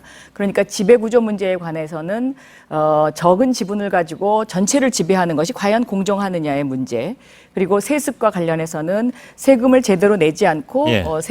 세습하는 거. 예를 들면 그 이재용 전 부회장 같은 경우에 지금 그 재산이 약 8조 정도 되는 예. 것으로 아는데 지금 현재 이재용 부회장이 낸 세금이 증여세는 36억에 불과하고요. 예. 그리고 국세청 부가세 포함해서 103억밖에 내지 않았습니다. 예. 그러면 8조의 1%가 800억인데 우리나라 최대 재벌의 그 상속을 받은 사람이 단 1%의 세금도 내지 않았다. 예. 저는 이것은 굉장히 공정한 사회의 잣대에 어긋난다고 생각합니다. 예, 일단 알겠습니다. 네. 그런 것들을 예를 들면 뭐 다음 정부에서 네. 해결해 나가는데 뭐 바로 그뿐만이 잡아야 아니겠죠. 된다라고 예. 제가 강조했습니다. 예. 문재인 후보한테요? 네. 그랬더니 좋다. 네, 그 자료를 저한테 달라고 하셨습니다. 예. 일단 알겠습니다. 탈당설도 나왔었고 특히 이제 지난번에 안철수 후보가 과거에 당을 나가서 국민의당을 만들 때도 박영선 의원이 같이 가느냐 마느냐가 좀 입도마에 올랐습니다. 이번에도 결국은 또 그때도 안 가셨고 이번에도 오히려 여기서 선대위원장을 맡았는데 글쎄요 어떻게 질문을 드려야 될까요? 안철수 후보는 끝까지 같이 하기가 어렵다고 판단하셨나요? 그런 의미라기보다는요. 예. 시대 정신과 제가 지켜온 원칙과 가치가 어디에 있느냐 그것이 예. 저의 방점입니다. 그래서 남아서 선대위원장을 한다 그런 말씀이시잖아요. 저는 굉장히 저도 뭐 고민을 깊게 했던 것은 사실인데요. 예. 제가 생각하는 것은 이번의 시대 정신은 정통 야당인 더불어민주당으로의 정권 교체를 국민이 가장 바라고 있다. 예. 그리고 이것이 가장 명료하고 명징하다고 생각했습니다. 근데 그거는 뭐 선거 국면에서 다 할 수 있는 얘기긴 한데 지금까지 박영선 선대위원장께서 주로 많이 말씀해 오셨던 것이 뭐 또 다른 이제 흔히 얘기하는 비문 반문 쪽에서 얘기했던 것은 이른바 이제 패권주의였습니다. 그건 해결이 됐다고 보십니까? 패권주의와 관련해서는 예. 이 부분도 제가 문재인 후보에게 이 패권주의가 갖는 폐해에 대해서 예. 충분히 설명드렸고 그 부분에 관해서 납득을 하셨다고 생각합니다. 그런데 또 역으로 생각하면은요. 예. 문재인은 안 된다고 외치는 분들 또한 패권주의라고 저는 생각합니다. 예. 그래서 그 벽을 어떻게 깨느냐 그것이 저희 정치인들이 해야 할 일이 아닌가 예. 저는 그렇게 보고 있습니다. 그 말씀은 그냥 표면적으로만 받아들이자 보면 나도 반대편의 패권주의였어 이렇게 말씀하시는 건가요? 그러니까 저는 한 번도 뭐 문재인은 안 된다고 얘기한 적은 없지만 저것은 저런 사람은 안 된다. 저것은 예. 아니다라고 주장하시는 그런 어떤 그 부류 예. 그것 역시 저는 패권주의다 이렇게 생각하고 있습니다. 그래서 정치를 제대로 하려면 예. 지금 진보와 보수의 어떤 그런 진영 논리에 빠져서는 안 되듯이 예. 어떠한 특정한 그 세력에 너무 깊숙이 빠져버리면 그것 또한 저는 폐해가 굉장히 크다라고 보고 있습니다. 알겠습니다. 그런데 문재인 후보가 당선이 되면 뭐 그다음에 통합이든 뭘 하든 뭐 하는 거지만 또 안 되면 이분은 삼수가 없다고 말씀하셨기 때문에 그다음 뭐 통합이니 뭐니 그걸 문재인 후보 측에서 얘기할 건 없습니다. 근데 만약 된다 해도 이른바 이제 통합의 상대 여기서 통합이라는 건 당을 통합하는 것이 아니라 이른바 이제 통합정부의 정신을 네. 구현해야 될 그 네. 상대들이 예를 들면 이제 안철수 후보라든가 또 박지원 대표도 있고요. 네. 또 자유한국당 뭐 홍준표 후보가 있습니다만은 나중에 어느 분들이 뭐 당권을 잡을지 모르겠으나 잘 되겠습니까? 왜냐하면 저는 저희가 이렇게 매번 인터뷰를 좀 해보면요, 안 후보도 그렇고 또 박지원 대표는 더 말할 것도 없고 굉장히 같이 하기 어려운 그런 상태, 골이 깊은 걸로 보이던데. 저는 그렇게 생각하지 않습니다. 예. 왜냐하면 저희가 탄핵이라는 어떤 큰 산맥을 넘지 않았습니까? 예. 근데 그 탄핵이라는 산맥을 넘으면서 탄핵에 찬성하는 의원들의 숫자가 200명이 넘었습니다. 예. 저는 탄핵에 찬성하는 의원들은 다 함께 할 수 있다고 생각합니다. 예.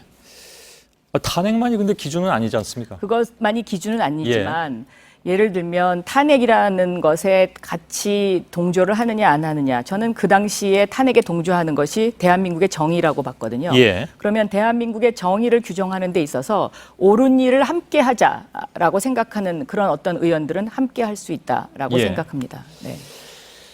알겠습니다. 아까 저 경제민주화 관련해서 한 가지 보충 질문이 좀 생각이 났습니다. 네. 예.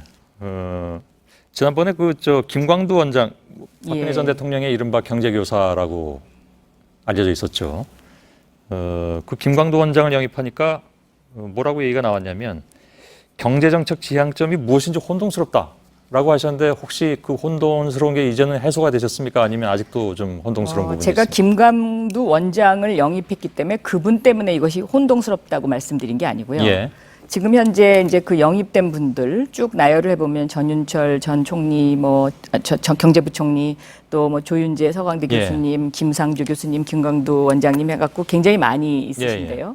이분들이 이른바 생각하는 스펙트럼이 다 다르죠. 네, 그 예. 스펙트럼이 다릅니다. 그러면 이렇게 스펙트럼이 다를 때 누군가 이것을 조율할 수 있는 능력이 있어야 되는데, 과연 이것을 조율할 수 있는 능력이 있는 사람이 있느냐에 대한 저의 물음이었고 또 비판이었다고 저는 생각합니다. 예. 그런데 저는 그렇기 때문에 지금 문재인 후보의 경제 정책과 관련해서는 가장 필요한 것이 저는 조율자라고 생각합니다. 예. 네. 근데 이제 그 말씀 들으면서 한 가지 조금 나오는 질문은, 사실 다른 모든 정책도 마찬가지지만 경제 정책이야말로 가장 이게 꼭 그 진영 논리가 아니라 예. 이념적으로 굉장히 다른 여러 가지 갈래가 나올 수 있지 않습니까? 근데 그것이 단지 조율로서 가능한 문제인가? 저는 이렇게 생각합니다. 경제 정책은 정답이 없습니다. 예. 그런데 가장 중요한 것은 부패 세력이 기득권 세력을 앞세워서 숨어 있느냐 않느냐를 찾는 것입니다. 예. 그러니까 예를 들면 어떠한 그 새로운 정권이 들어섰을 때 그 정권이 지향하는 바, 예를 들어서 지금 새로운 그 문재인 후보가 대통령이 된다면 예. 재벌 독점, 이것은 저는 반드시 그 앞으로 해소해야 된다고 생각하는데요. 예. 왜 재벌 독점을 해소해야 되느냐? 일자리를 위해서도 그렇습니다. 일자리는 중소기업 강국인 경우에 예. 이것을 해소할 수 있거든요. 예. 일본이나 독일의 사례처럼. 그러면 이러한 재벌 독점 체제를 해소하는 데 있어서 부패나 기득권 세력의 그런 어떤 그 로비나 논리를 얼마만큼 막아낼 수 있는 단단함이 있느냐의 예. 문제이겠죠. 예. 그래서 그 단단함을 조율하고 또 이것을 해결해 나갈 수 있는 사람이 과연 누구인가, 이것이 제일 중요하다고 생각합니다. 2012년 대선 때는 선대 본부장을 네, 맡으신 바 그렇습니다. 있습니다. 네. 예. 그때 페이는 뭐라고 분석하고 계십니까? 혹시 왜냐하면 지금 선대위원장이 되셨기 때문에 그때 페이는 어떻게 분석하고 있느냐도 굉장히 중요할 것 그때 같습니다. 페이는 국민들을 바라보는 시각에 있어서 보다 더 겸손하지 못했다라고 생각합니다. 네. 예를 들면요? 예를 들면 예를 들어서 NLL 문제라든가 예. 이런 어떤 그런 것을 접근하는 데 있어서 이 NLL로 상징되는 어떠한 그러한 문제를 반대 진영에서 바라봤을 때 그 반대 진영의 논리를 우리가 이해하고 들어갔어야 되는데, 그 반대 진영은 무조건 틀렸다라는 생각으로 접근했기 때문에 저는 예. 실패했다고 생각합니다. 지금은 그런 면에서 달라진 게 있습니까, 그러면? 지금은 전 많이 달라졌다고 생각합니다. 그건 어떤 면에서 그렇습니까? 그것은 2012년에 실패가 가져온 교훈이겠죠. 네. 예, 그 교훈이라는 건 누구나 다 느낄 수는 있는 건데, 지금의 선거 전략이라든가 이런 측면에 있어서는 2012년과 그럼 무엇이 달라졌냐라는 것을 예를 들어서요? 유권자들은 궁금해할 것 같습니다. 문재인 후보 측에서 보면 예. 1단계 선거 전략에서는 적폐청산이라는 단어를 굉장히 많이 썼죠. 예. 저는 대선에서는 1단계, 2단계, 3단계의 기하 변속이 있어야 된다고 생각합니다. 예. 그런데 지금 문재인 후보는 2단계에 들어와 있는데요. 본격적인 선거에 돌입했으니까요. 예. 이 본격적인 선거에 돌입해서의 키워드는 통합정부입니다. 예. 그래서 이 적폐청산이라는 단어를 아마 앞으로는 가능하면 적게 사용하시지 않을까 이렇게 생각하고 예. 2012년에는 이 어떤 그 1단계, 2단계, 3단계의 기여를 밟는 그러한 예. 단계적 전략에 좀 부족이 있었다. 저는 그렇게 보고 있습니다. 마지막으로 그럼 한 가지만 질문드리겠습니다. 그 질문에 대한 보충 질문인데요. 선거전이라는 것이 물론 뭐 한 1년 지속되면 사실 뭐 기간과는 상관이 없는 건데 그 선거에 임하는 후보의 철학, 그죠? 그리고 캠프 전체의 어떤 전략 이런 것들은 매우 명료하고 확실하게 유권자들한테 던져줘야만 되는 것이겠죠. 네. 또 물론 보면 첫 메시지가 혹시 뭐 문제가 있다면 수정할 수 있는 것이지만 적폐 세력 청산에서 갑자기 통합으로 얘기가 나오면 그건 모르겠습니다. 보는 관점에 따라서는 뭐 어떻게 볼지 모르겠으나 그냥 표면적으로 보면 너무 180도 바뀌는 것이기 때문에 어떤 메시지를 유권자들이 받아야 되는가 하는 면에 있어서 혼동스러울 수 있을 것 같습니다. 저는 그렇지 않다고 생각하고요. 예. 1단계는 일단은 당내 경선이기 때문에요. 예. 당내 경선에서의 그런 어떤 적폐청산의 단어는 아마 부패와 기득권 세력에 대한 것을 그런 표현으로 가지 않았을까. 그 당시에는 예. 제가 뭐 선거에 관여하지 않았기 때문에 예, 예. 문재인 후보 캠프에 그렇게 저는 이해하고 있습니다. 예. 2단계에서의 통합정부라는 것은 아까 설명드렸던 것처럼 탄핵에 찬성하는 세력, 그러니까 예를 드는 겁니다. 그 정도의 어떤 우리가 그 올바른 지향점을 갖고 있는 그 분들과는 함께할 수 있다라는 예. 뜻입니다. 그 부분에서 사실 미묘한 차이가 좀 발생할 수 있는데 일단 알겠습니다. 시간이 뭐 다 돼가지고 네. 우리 유권자분들께서 박영선 선대위원장의 얘기를 듣고 판단하실 수밖에 없는 것 같습니다. 그러나 그런 의문은 당연히 생기는 것이기 때문에 질문을 안 드릴 수가 없었던 것이고요. 알겠습니다. 민주당의 박영선 공동선대위원장이었습니다. 고맙습니다. 네, 감사합니다. 예, 말씀드린 대로 저희들은 내일 이후에 다른 당의 선대위원장들도 지금 섭외를 해서 인터뷰를 하도록 하겠습니다.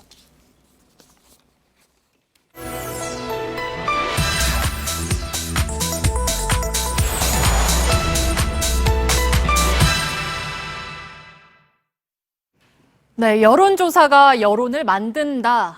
정치권의 오랜 속설입니다. 여론조사 결과로 선거의 구도가 바뀔 수 있다는 거죠. 그래서 선거 때마다 여론조사와 함께 왜곡, 조작이라는 단어가 따라다닙니다. 지난 주말에는 국민의당이 한 여론조사 기관에 대해서 법적 대응을 하겠다고 나섰습니다. 양자 대결을 전제로 한 조사가 잘못된 인식을 불러일으킨다는 게 이유였습니다. 정말 문제가 있었던 걸까요? 팩트체크해서 살펴보죠. 오대영 기자의 결국 네. 고발까지 이뤄졌군요. 그렇습니다. 네. 논란의 여론조사 결과부터 보겠습니다. 문재인 후보 49.0%, 안철수 후보 41.1%입니다. 지난 13일자로 발표가 됐습니다. 네, 그러니까 이런 식의 가상 대결은 자주 접하긴 했는데 국민의당은 이 수치가 아니라 문항이 문제였다는 거죠? 그렇습니다. 그 문항이 바로 이 내용인데요. 함께 보시죠.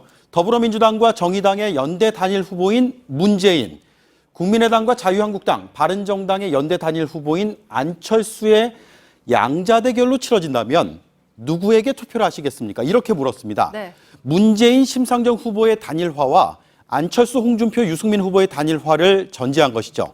국민의당은 이렇게 얘기했습니다. 연대할 수도 있다는 인식을 불러올 수 있는 행위를 하였다라고 고발 이유를 밝혔습니다. 네, 그런데 지금 뭐 연대를 하겠다거나 후보 단일화를 하겠다는 의사를 밝힌 후보는 한 명도 없는 상황이죠? 없죠. 지금 오히려 이 시간까지 네. 단 한 정당에서도 단일화하겠다, 연대하겠다라는 얘기를 하는 후보도 없고 정당도 없습니다. 네. 그래서 현실적으로 매우 어려운 1대1 구도를 인위적으로 가정한 겁니다. 이게 법률적으로 논란이 되고 있습니다. 공직선거법 108조입니다. 특정 정당 또는 후보자에게 편향되도록 하는 어휘나 문장을 사용하여 질문하는 행위, 조사자 의도에 따라서 응답을 유도하는 방법으로 왜곡하는 행위, 이런 행위들을 처벌한다고 돼 있고요. 또 여기에 더해서 특정 정당에게 부정적인 이미지를 유발할 수 있는 내용은 선거 여론조사 기준에 배치된다고 되어 있습니다. 네, 그러면 국민의당이 자유한국당, 바른정당 이 세 당이 연대를 가정한 게 국민의당에게 부정적인 이미지를 유발했다는 이거를 좀 살펴봐야겠네요. 네, 그걸 입증해야 되는데요. 네. 일단 지금 말씀드린 대로 5개 정당에서 그 누구도 연대해 얘기하지 않고 있고 네. 오늘이 선거운동이 시작됐잖아요. 네. 이 시점까지 오히려 5개 정당과 이 5명의 후보들은 연대나 단일화는 없다 이렇게 얘기를 하고 있습니다. 특히 국민의당과 자유한국당은 정체성이 완전히 다른 정당입니다. 그런데 단순히 1대1 구도를 전제해서 조사하는 게 온당하냐? 국민의당 입장에서는 문제를 제기할 수 있죠. 반면에 학계에서는 엇갈린 분석을 내놓고 있습니다. 저희가 취재한 다양한 의견 중에 2가지로 엇갈리는데 첫 번째, 조사 과정만 투명하게 밝히면 다양한 방식의 예측치를 내놓는 것이 더욱 민주적이다 이런 의견이 있었고요. 네. 반대로 문구가 응답자에게 영향을 줄 수 있다. 이번 대선에서는 가상구도는 큰 의미가 없다. 즉 이번 대선에서는 현실에 맞지 않는다라는 비판도 있었습니다. 네, 그러니까 학계랑 전문가들 사이에서도 논쟁적인데 그러면 과거에는 어땠습니까? 2012년 대선 때요. 안철수 후보와 문재인 후보와 안철수 후보의 단일화가 굉장히 중요한 이슈였거든요. 당시에 이런 기사들 보시겠습니다. 이를 가정한 여론조사 결과가 선거 초기부터 나왔고 심지어 안 후보의 출마 선언 바로 다음 날부터 단일화를 전제로 한 여론조사가 나왔습니다. 네. 하지만 당시에는 박근혜 후보에 대항할 단일 후보가 필요하다는 분위기가 야권에서 매우 팽배했고요. 또 결과적으로 단일화가 이루어졌습니다. 구도가 이번 선거와 차이가 있죠. 네, 그러면 이 조사기관 입장은 들어봤습니까? 네. 이 조사기관은 이미 많은 언론에서 1대1 구도를 가정해서 보도를 하고 있고 다른 여론조사 기관도 동일한 가정을 해서 조사를 했다. 그래서 법적으로 문제가 없다 이렇게 판단하는 입장이었는데 결국은 법적 판단을 최종적으로 받게 됐습니다. 네, 팩트체크 오대영 기자였습니다.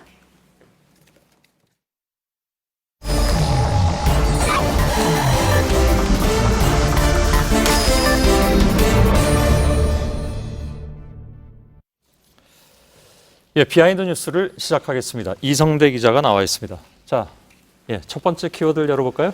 네, 첫 번째 키워드입니다. 여론조사 틀렸다. 자, 방금 여론조사에 대해서 워낙 말이 많긴 합니다. 팩트체크 얘기가 아니라 자, 홍준표 자유한국당 후보의 발언입니다. 자신의 페이스북에 자체적으로 여론조사를 해봤더니 이미 지난주부터 대반전이 시작됐다 이렇게 써놨는데요. 아, 그런가요? 자, 시중에 있는 여론조사에 현혹되지 말라고 주장하고 있습니다. 공표는 안 했죠, 자체 여론조사 결과를. 그렇습니다. 근데 시중에 나온 공표된 여론조사를 보면 홍 후보 입장에서 조금 답답한 측면이 있긴 있겠죠. 그렇습니다. 그래서 이제 좀 그런 것들을 만회하려고 한 얘기가 아니냐라는 얘기가 나오는데 먼저 홍 후보의 이야기 들어보시죠. 여론조사가 틀렸다는 것을 한번 보여주겠습니다. 미국에 트럼프와 힐러리가 붙었을 때 트럼프는 단 한 번도 여론조사에 이긴 일이 없습니다. 자, 트럼프가 힐러리를 여론조사에서 단 한 번도 이긴 적이 없었다. 저렇게 얘기를 했었는데, 자, 그런데 이렇게 찾아보면 트럼프가 이겼다는 여론조사들 자주 볼 수 있습니다. 자, 홍 후보 표현대로 인터넷 찾아보면 다 나오는 사실들입니다. 그렇군요. 다 못 찾아볼 수도 있는 거니까. 일단 알겠습니다. 여론조사가 민심을 제대로 반영하지 못하고 있다. 기본적으로는 그런 인식을 가지고 있는 것 같습니다. 그렇습니다. 여론조사에 대해 그런 인식 지난번에도 한번 보여줬는데 지난 2월 말이었습니다. 자, 자신의 2004년 총선 당시에 2주 전까지 지고 있었지만 결국에는 7%포인트 차로 이겼다라고 주장을 했습니다.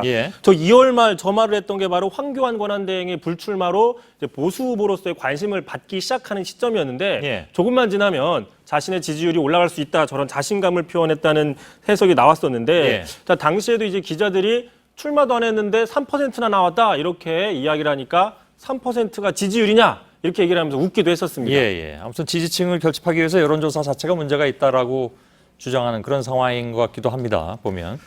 그래서 지금 못 믿을 여론조사, 또 기울어졌다 운동장이 이런 얘기를 하면서 오히려 SNS를 좀 적극적으로 활용하겠다는 방침을 밝히고 있습니다. 예. 그러면서 오늘도 자신의 SNS에 이런 식의 얘기를 했는데, 자, 진보 좌파 3명의 보수우파 하나이기 때문에 보수우파들이 이기지 못하면 한강에 빠져 죽어야 한다라고 비장한 각오를 드러냈습니다. 예. 자, 그런데 지난해 10월이었죠. 제가 비하인드 뉴스에서 한번 다뤘던 것 같은데, 당시 문재인 후보가 못 이기면 한강에 제일 먼저 가겠다라고 이야기를 해서 당시 자유한국당의 정진석 원내대표 한강에 빠져 죽는다는 말 그렇게 쉽게 해서는 안 된다라고 일침을 놓기도 했었습니다.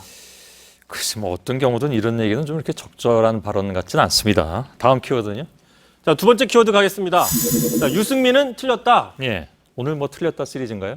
네, 여기까지만요. 예. 아, 그런가요? 예. 네, 선거운동이 시작되자마자 바른정당 내부에서 유승민 후보에 대한 사퇴론 불거졌습니다. 어제였죠. 이종구 정책위 의장이 기자들과 밥을 먹는 자리에서 이번 달 말까지 오르지 않으면 사퇴해야 된다. 또 바른정당 의원들 안철수 후보를 지지해야 된다. 이렇게 주장을 해서 상당히 파문이 일었는데, 바른정당에서 유 후보가 아니라 안철수 후보를 지지해야 된다는 목소리가 나온 겁니다. 예. 지금 후보 측에서는 발칵 뒤집어졌었죠. 예. 아, 틀렸다라는 것에 아까 1번, 2번 틀렸다는 내용이 뜻이 다른 틀렸다군요. 알았습니다. 그 바른정당 김성태 의원이 지지율에 안 뜨는 것이 연구 대상이다 뭐 이렇게 또 얘기를 했던데, 지도부층 한 명이 공개적으로 안 후보를 지지해야 된다고 얘기하는 것은 이건 어떻게 봐야 됩니까?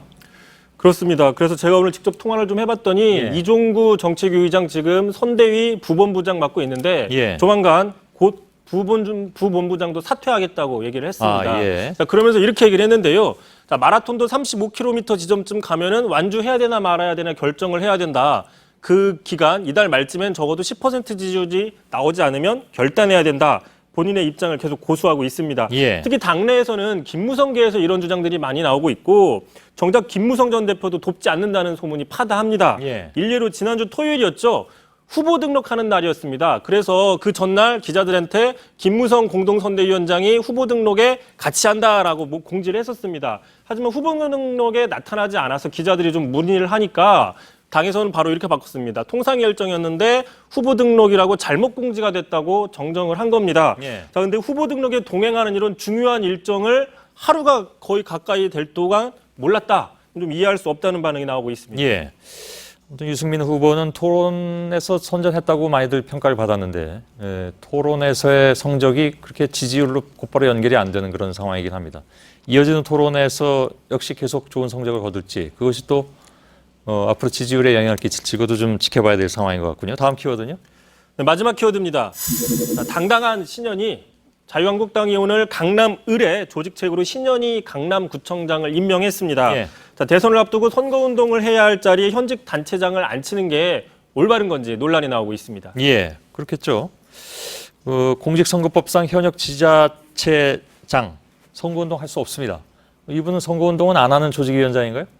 일단 당에서는 그렇게 얘기를 하고 있는데, 지난번에 왜 저 카톡방 문제로 경찰 조사도 받았잖아요. 그죠? 그래서 어쨌든 간에 부적절한 인사가 아니냐라는 의견들이 나오고 있는데, 자, 그러다 보니까 당내에서는 말씀하신 것처럼 선거운동, 선대위에는 공식적으로 투입하진 않겠다라고 해명을 하고 있습니다. 알겠습니다. 지켜봐야 될 문제인 것 같군요. 이성대 기자였습니다. 비하인드 뉴스였습니다. 네, 내일도 중부지방에 낮부터 저녁까지 비가 오는 곳이 많겠습니다. 자, 뉴스룸이 끝나면 소셜 라이브, 페이스북 라이브에서 정치부 기자들이 출연해서 또 할 얘기가 많이 있다고 합니다. 기다리고 있는데요. 자, 저희들은 내일도 최선을 다하겠습니다. 여러분 고맙습니다.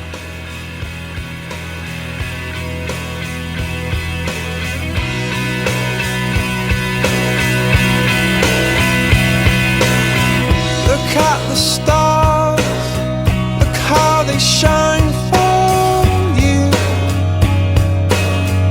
And everything you do, yeah, they were all